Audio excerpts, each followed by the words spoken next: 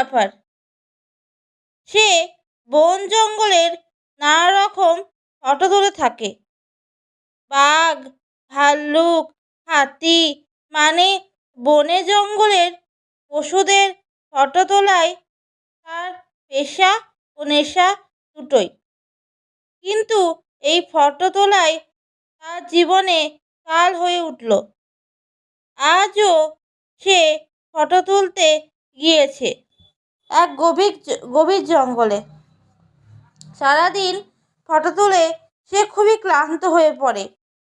সন্ধে হয়ে আসছে, তাই সে একটি গাছের ওপর উঠে পড়ে।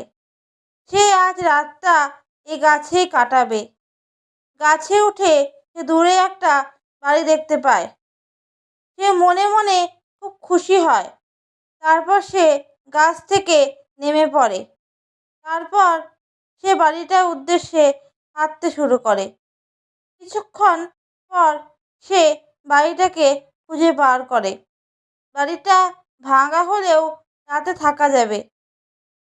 সে বাড়িটার ভিতরে ঢোকে, তারপর একটা ঘরে গিয়ে শুয়ে পড়ে।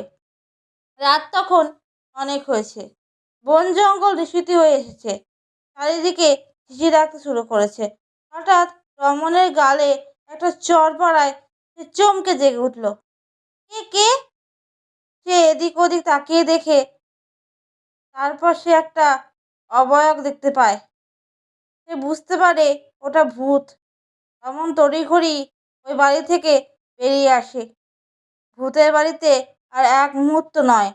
সে সেদিন বনে জঙ্গলে কাটিয়ে পরের দিন বাড়ি ফিরে আসে। বনে জঙ্গলে এখনো ভূত আছে।